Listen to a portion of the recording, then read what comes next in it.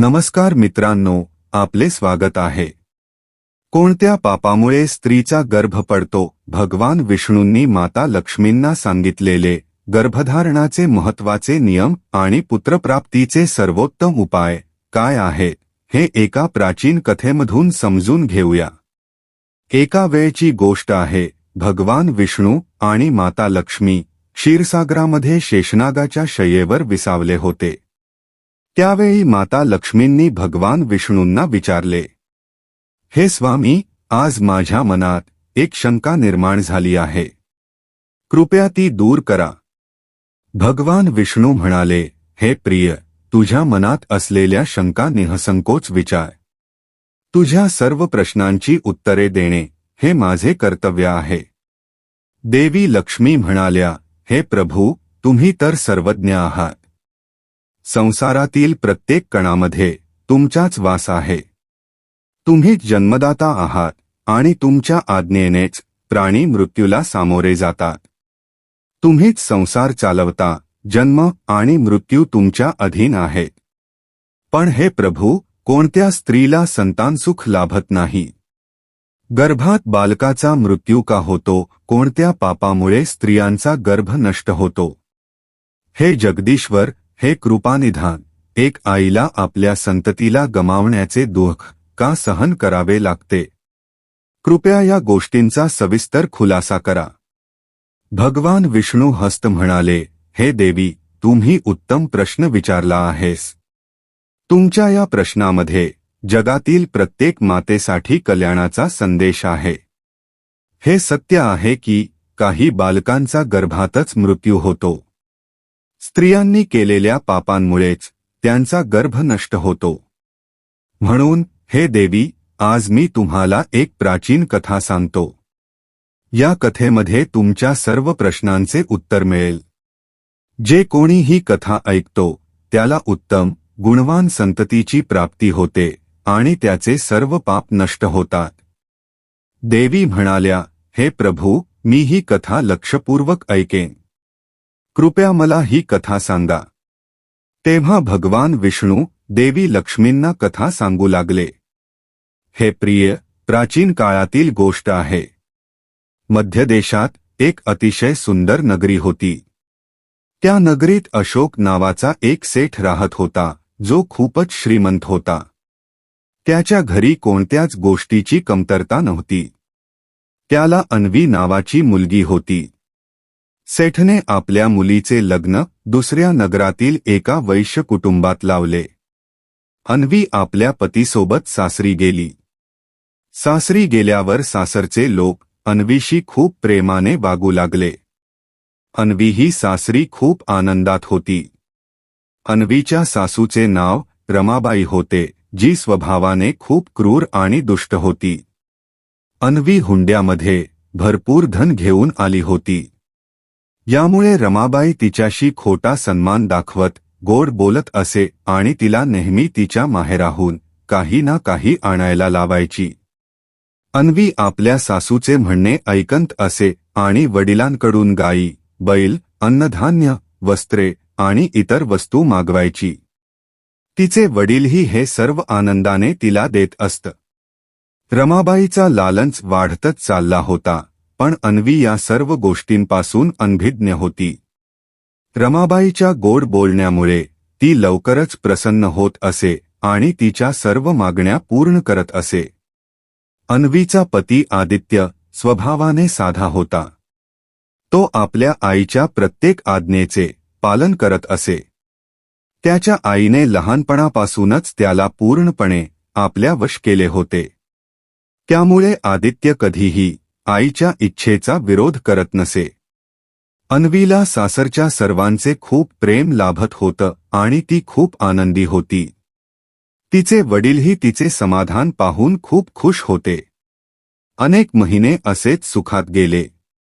एके दिवशी अन्वी गर्भवती झाली। ही बातमी सासूला कळताच ती खूप आनंदी झाली। तिने लगेचच अन्वीच्या आईवडिलांना याची माहिती दिली आणि मोठ्या प्रमाणावर वस्तूंची मागणी केली।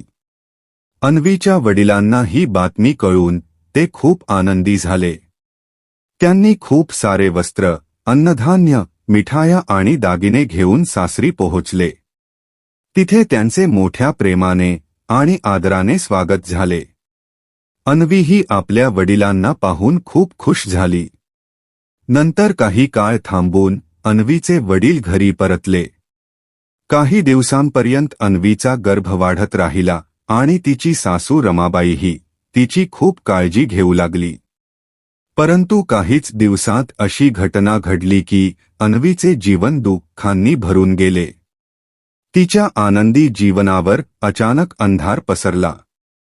एके दिवशी अचानक अन्वीचा गर्भ पडला, ज्यामुळे रमाबाई खूप क्रोधित झाली आणि अन्वीला टोमणे मारू लागली. अगं पापिणी, तू कोणते पाप केले आहेस? घराचा नाश करणारी दुर्भागे, तू स्वतःच्या बाळाचा नाश केला आहेस. जन्म होण्यापूर्वीच बाळाला मारलेस. अशा प्रकारे रमाबाई तिला सत्य टोचून बोलत राहिली, ज्यामुळे अन्वी खूप दुःखी आणि उदास झाली.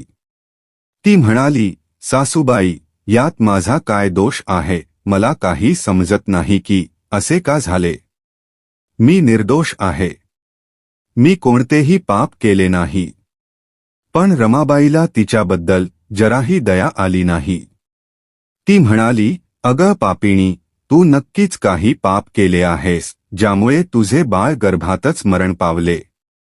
उलटा आणि पापिणी स्त्रियांची मुले पोटातच मरून जातात.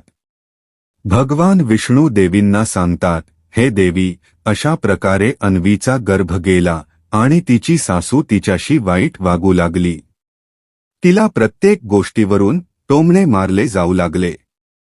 तिला प्रत्येक वेळी वाईट बोलले जाऊ लागले. आता तिची सासू तिच्याशी नीट बोलतही नव्हती. तिला दिवसभर घरातील सगळी कामे करायला लावली जात होती. दिवसभर काम करून थकलेल्या अन्वीला रात्रीच विश्रांती मिळत असे. अन्वीला घरातील शिळे अन्न खावे लागे. सासूचे असे बदललेले वागणे पाहून अन्वी खूप घाबरली. तिला सासूबाईसमोर येण्यासही भीती वाटू लागली. काही महिने असेच निघून गेल्यानंतर अन्वी पुन्हा गर्भवती झाली. यामुळे तिच्या कुटुंबियांना खूप आनंद झाला. पण रमाबाईला काही विशेष आनंद झाला नाही. ती तिला सतत टोमणे मारत असे. अरे, एका बाळाला तर खाल्ले आहेस.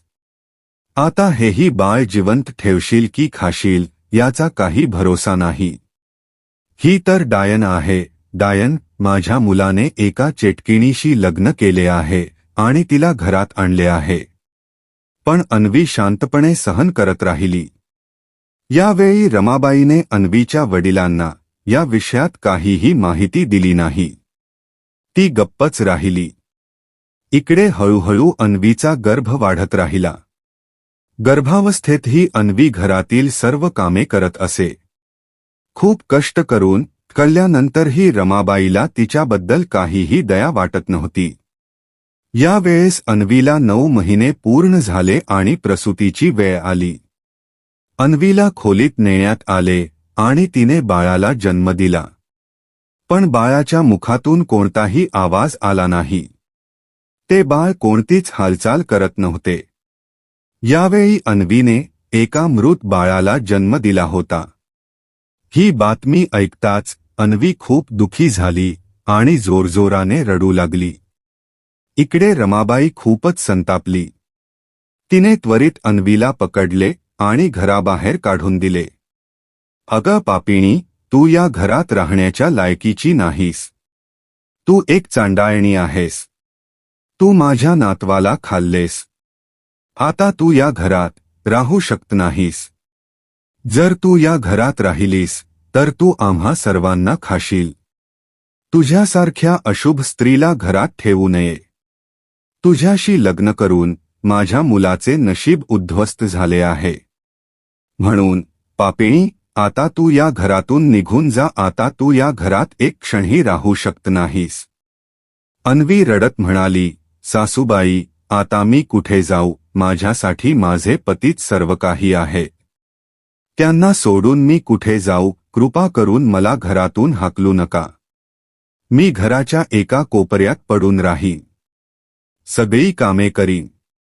माझ्यावर इतका अत्याचार करू नका. माझ्या पतीला सोडून मी जिवंत राहू शकत नाही. रमाबाई म्हणाली, अगं पापिणी, जर तू जिवंत राहू शकत नाहीस तर कुठेतरी जाऊन मरून जा, पण आता तुला मी या घरात राहू देणार नाही.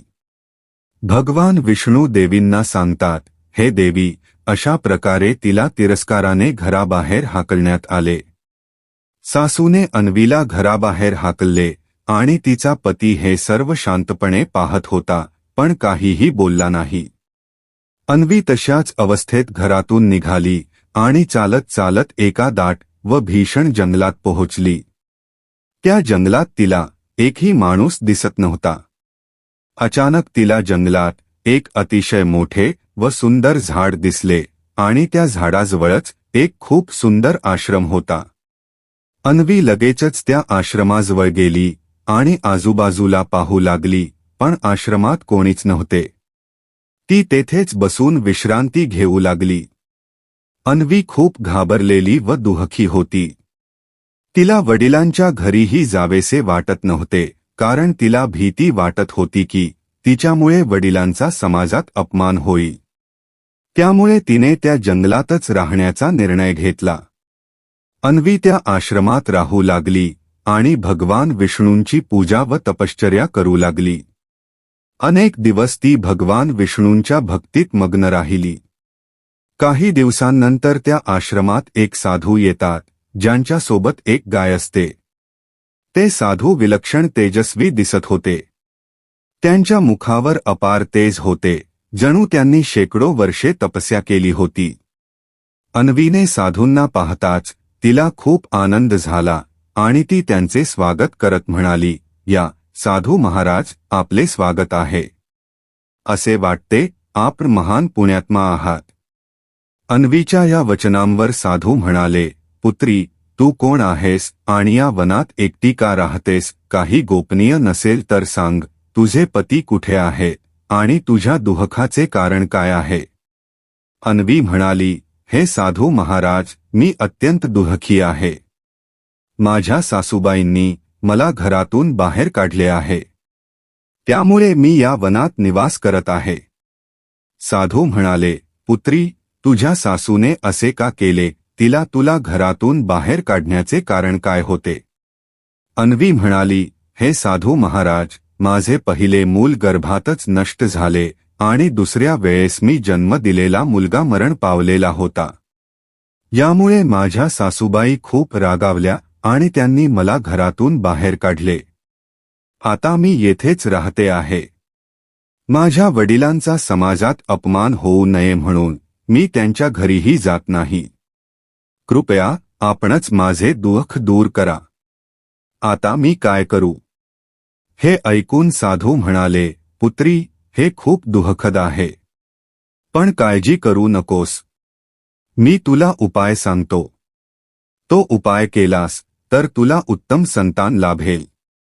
ही गाय तू आपल्या जवळ ठेव आणि तिची सेवा कर. गायीची सेवा केल्याने तुला उत्तम संतान सुख मिळेल. त्यानंतर साधूंनी अन्वीला सांगितले, पुत्री, गर्भधारण केलेल्या स्त्रीने काही नियमांचे पालन करणे आवश्यक आहे. लक्ष देऊन ऐक. 1. मासिक पाळीच्या काळात पतीसोबत कोणतेही शारीरिक संबंध ठेवू नये आणि पतीचा स्पर्शही करू नये. यामुळे गर्भ नष्ट होतो. 2. गर्भवती स्त्रीने नेहमी देवाच्या पूजेमध्ये तत्पर असावे. 3. तिच्या मुखावर नेहमी प्रसन्नता असली पाहिजे.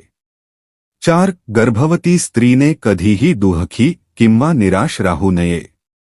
5. तिने वाईट वागणाऱ्या स्त्रियांपासून दूर राहावे आणि त्यांच्याशी संवादही ठेवू नये. 6. दुसऱ्यांच्या घरचे अन्न खाऊ नये. 7. तशी कोणतीही वस्तू पाहू नये ज्यामुळे मनात घृणा निर्माण होते. 8. भीतीदायक किंवा भयानक कथा ऐकू नयेत. साधूंनी हे सांगितले आणि गायीची सेवा करण्याचा सल्ला दिला. अन्वीने या सल्ल्याचा स्वीकार केला. गर्भवती महिलेला भयंकर आणि भीतीदायक कथा कधीच ऐकवू नये. तिने अत्यंत गर्म अन्न देखील खाऊ नये. एका वेळचे खाल्लेले अन्न पूर्णतः पचल्याशिवाय दुसऱ्यांदा खाणे टाळावे. जी स्त्री या नियमांचे पालन करते तिला उत्तम संतान प्राप्त होते. पण जी स्त्री या नियमांचे पालन करत नाही तिचा गर्भ गळतो किंवा गर्भधारणेचे योग नष्ट होतात. साधू महात्मा पुढे म्हणाले, पुत्रप्राप्तीसाठी काही महत्त्वाचे नियम सांगतो, लक्षपूर्वक ऐक. मासिक पाळीच्या काळात 4 दिवस स्त्रीने पतीशी सहवास करू नये. चौथ्या दिवशी ती शुद्ध होते आणि 1 आठवड्यानंतर ती देवपूजेसाठी पात्र ठरते. स्त्री पुरुष जेव्हा सहवास करतात तेव्हा त्यांच्या मनात जशी भावना असेल तसा गर्भ तयार होतो. महिलांचा रजोकाळ 16 रात्रींचा असतो. मासिक पाळीनंतर 14व्या दिवशी सहवास केल्यास गुणवान, भाग्यवान, धर्मप्रायण आणि धनवान पुत्र प्राप्त होतो. रजोकाळाच्या 5व्या दिवशी स्त्रियांनी कडू, तिखट आणि गरम पदार्थ टाळून गोड पदार्थ खावेत. स्त्रीची गर्भाशय म्हणजे औषधपात्र आहे आणि पुरुषाचा वीर्य अमृतासारखा आहे, त्यामुळे सहवासाच्या आधी योग्य आहार महत्त्वाचा आहे. हे नियम ऐकून अन्वी म्हणाली, हे मुनिवर, सध्या माझे पती माझ्यासोबत नाहीत. अशा परिस्थितीत मला पुत्रप्राप्ती कशी होईल? यावर साधू म्हणाले, पुत्री, तू या गायीची सेवा सुरू कर. तुझा पती स्वतःच तुझ्याकडे येईल. असे म्हणून साधू महात्मा अदृश्य झाले. साधू महात्म्यांना अदृश्य होताना पाहून अन्वीला समजले की ते साक्षात भगवान होते. तिने रोज गायीची सेवा करण्यास सुरुवात केली. सकाळी उठून गायीला चारा घालायची आणि भगवान विष्णूची पूजा करायची. दुसरीकडे अन्वीच्या पतीला स्वप्नात भगवान विष्णू दर्शन देऊन पत्नीला शोधण्याचा आदेश देतात. जागे झाल्यावर तिचा पती जंगलात शोध घेतो आणि अन्वीला आश्रमात पाहतो. पत्नीला पाहून तो आनंदित होतो. दोघेही साधूंच्या सांगितलेल्या नियमांचे पालन करत राहतात. काही महिन्यांनी अन्वी गर्भवती होते आणि 9 महिन्यांनी तिला सुंदर पुत्रप्राप्ती होते. गायीची सेवा आणि साधूंच्या आशीर्वादाने हे शक्य झाले. पुत्रप्राप्तीनंतर गायही अदृश्य होते. या चमत्काराने अन्वी आणि तिचा पती आश्चर्यचकित होतात. घरी परतल्यानंतर सासू आपल्या मुलाला अन्वीसोबत आणि बाळाला पाहते तेव्हा ती खूप आनंदित होते. पण हे कसे घडले हे विचारते. अन्वी सर्व गोष्ट सांगते, साधू, गाय आणि त्यांच्या आशीर्वादाने मिळालेल्या सुखाची. सासूला विश्वास बसत नाही. ती दुसऱ्या दिवशी गुपचूप जंगलात जाते आणि साधूंची वाट पाहते. तिच्या मनात लालसा असते की आपण साधूंकडून एखादी अमूल्य वस्तू मागू. पण काही दिवसांनंतरही साधू प्रकट होत नाहीत. त्या क्षणी तिथे एक राक्षसी प्रकट होते. राक्षसी सासूला पाहून म्हणते, आज माझ्यासाठी ताजे अन्न मिळाले आहे, आज या म्हातारीला खायला मजा येईल. राक्षसीला पाहून सासू घाबरते, थरथर कापते आणि जोरात ओरडते. पण तिच्या मदतीला कोणीच येत नाही. अखेर ती राक्षसीसमोर दया मागू लागते.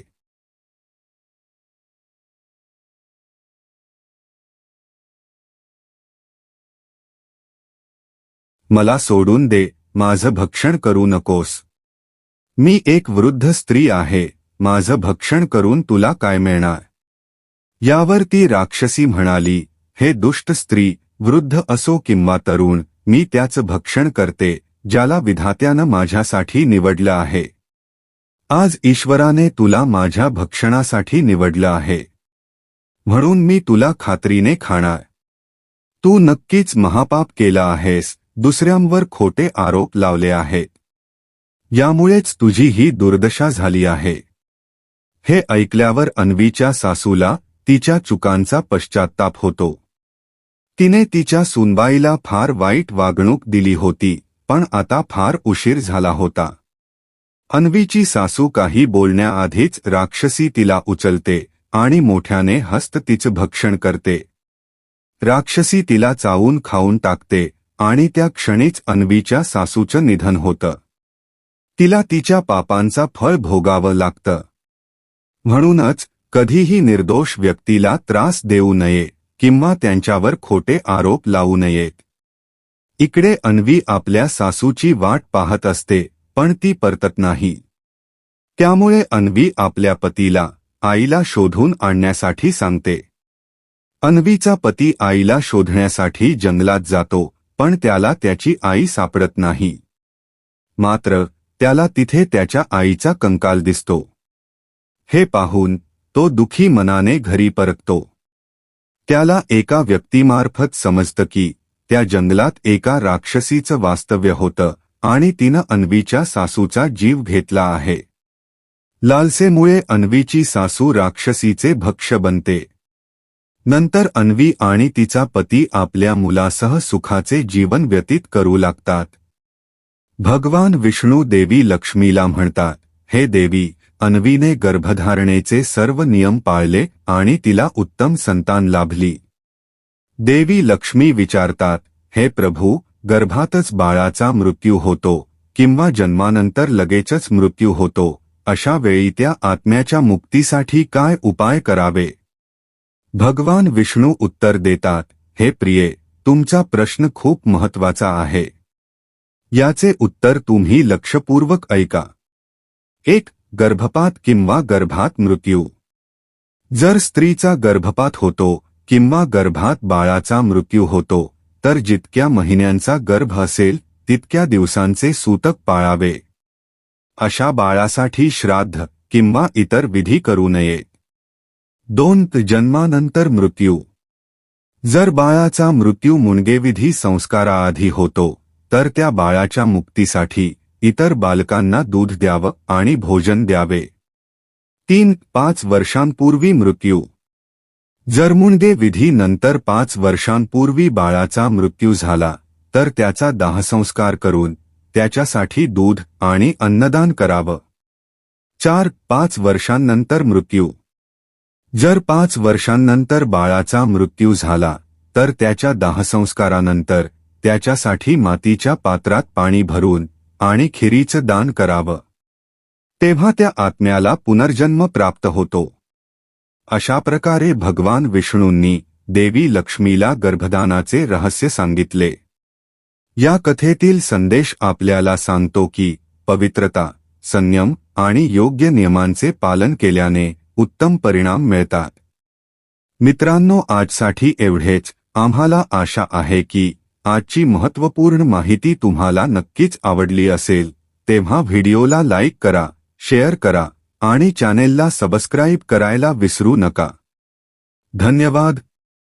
जय श्री विष्णू.